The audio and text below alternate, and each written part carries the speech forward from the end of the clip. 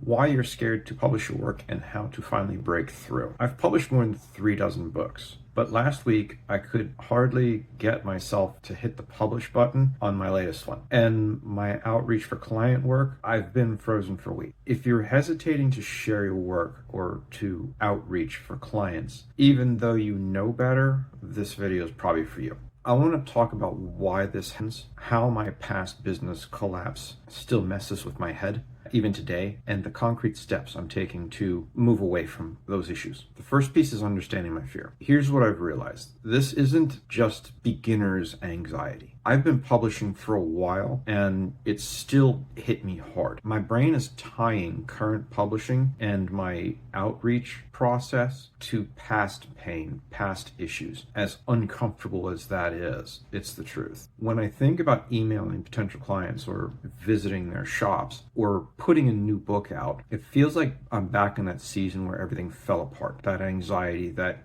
foreboding, all of those issues are starting to percolate to the surface. My nervous system is reacting to history, not current reality. I need to understand and express that this is not what's actually right in front of me right now.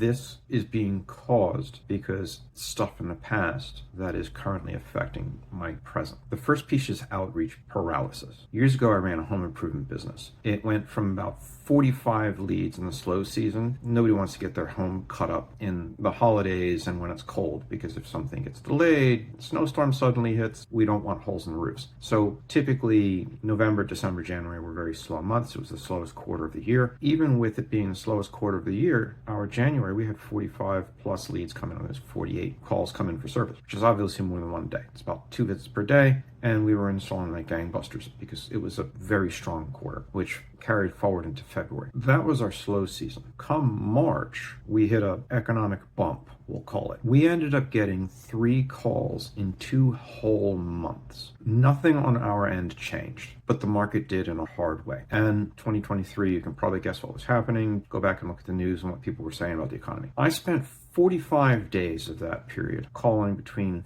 50 and 100 people per day. Prior customers, so these are not random people. I was calling prior customers every single day, 6 days a week, trying to save the business, and it didn't work. It was a huge punch in the gut, slap in the face, whatever you want to call it. The business collapsed anyway. It was brutal, financially, emotionally, and in terms of my confidence. It was absolutely crushing. It was probably one of the darkest seasons of my life. Now, when I'm sitting down to do my outreach and my current iteration of publishing and helping people with their marketing and branding, my body remembers that season. It doesn't matter that this is a different business, different model. We're 2 years plus past. We're in a different space with different numbers. It feels the same, so I'm hesitating, I'm stalling, I'm avoiding doing all those things I don't need to be doing. It's super frustrating because it's one of those things that's compounding. There's no reason for it because I'm putting myself into a doom spiral. Acknowledging the problem is the first step to recovery, as some groups say. The second issue is the Razormouth Roadblock, we'll call it. Recently, I published one of my books that I've been working on forever. Book's called Razormouth. It's a lot of fun. It's sort of psychological thriller. You're stuck between the is destiny carved in stone question. It's the balance between the warrior, the farmer, and the dragon. It's a fun story. And I hit the wall that I honestly didn't expect. I've published 3 dozen books. I know the process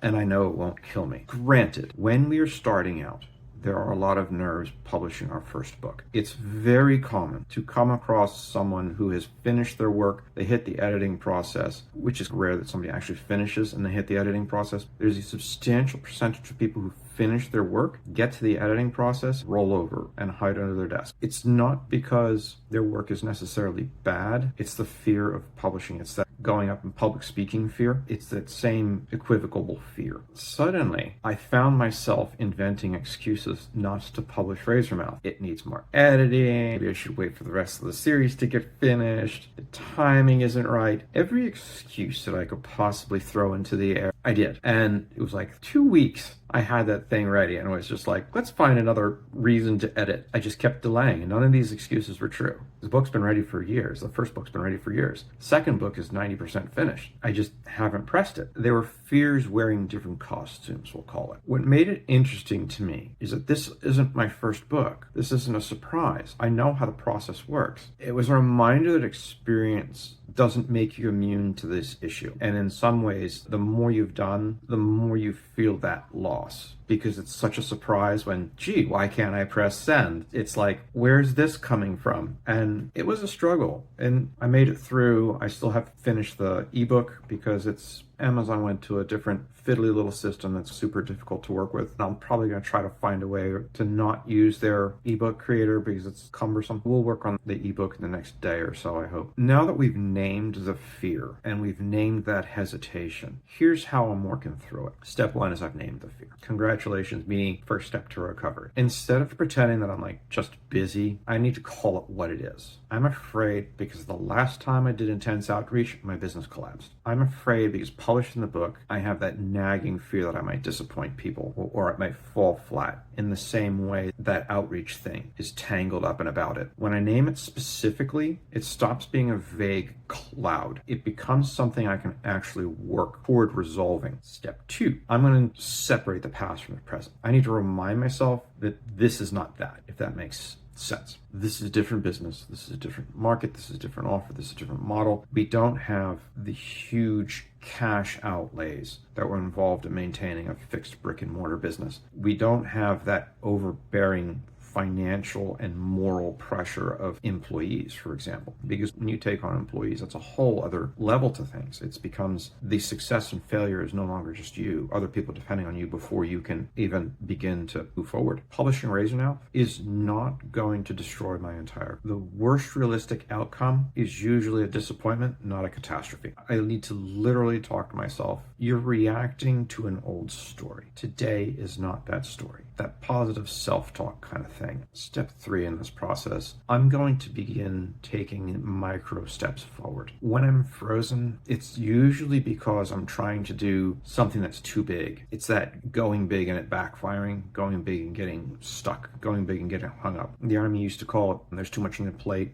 How are you going to eat the elephant? One bite at a time. When you're overwhelmed, you need to break it into pieces and then attack the individual pieces consistently. And as you attack those individual pieces consistently, that reduces the overall elephant. For outreach, instead of aiming for 50, 100 contacts a day, I'm aiming for 3. Because if we're doing 15 a week, much more manageable than 50 to 100 in a day. I might define success as I sent 3 solid messages, not I fixed the whole problem this week. For publishing, one day I might just upload the file and get the basic biographical stuff set on whatever publishing I'm using. Another day I might finalize it. The cover artwork, I might need to improve the cover art or set this or that into the cover art and take that small piece and make sure that's organized. I might break it into paperback hard copy one day, ebook another, which is the route I'm leaning towards. Each tiny step is like telling my nervous system, see, we did something, we didn't die. Nothing has exploded. And that's really important because once we start proving that again, the brain starts to rewire. Step 4, I need to separate myself from my work. I need to remind myself that the book is not me. Outreach is not me. If someone says no, they're not saying no to the offer. They're not saying no to my worth as a person. If the book underperforms for some reason, that data about positioning, timing, and audience, it's not a verdict on me as a creator. It's just something that we're going to have to deal with. When I hold that perspective, it becomes much safer to ship both the book and the outreach. Step 5, I need to choose movement over perfection. I think it was that General Patton thing. A good plan today versus a great plan next week. I will never run out of reasons to wait. One more edit, a better plan, more time. Instead, I need to try and ask, what can I do today that moves this 1% forward, 2% forward, 5% forward? Once I'm in motion, the anxiety is going to drop. The anticipation is always worse than the action. Here's how I'm reframing things. I'm trying to view outreach and publish experiments instead of ultimatums. Outreach isn't me reliving a collapse. It's me collecting information about who my work might help. Publishing isn't me risking everything. It's me giving readers a chance to respond. By taking those anxiety-filled initial conditions and reframing them to the positive, it's me collecting information about who my work. That's a much more relaxed way to look at it, much more productive way to look at it. My work is not going to be for everyone, and that's a good thing. And that's a tough pill to swallow. We want everybody to like us, that whole second and third grade kind of thing. If people don't connect with it, that usually means that it's making something specific enough for it to matter to the right people. I think we're going to start to wrap this up because I think we've taken this to the limit of its advance for now. If you can relate to this, I'd like to invite you to write down in the comment area that exact fear that you're dealing with, and when you think about publishing and doing outreach and stuff like that, then pick that one micro step that you can take in the next 24 hours. That's send the one email, post the one piece, move one part of your project forward. In this video, I'm making that first micro step for me by talking about it and working on the reframing the process just by saying it out loud. When you get a chance and you've watched this, I hope that it helps you with whatever you're struggling with. You have a great day.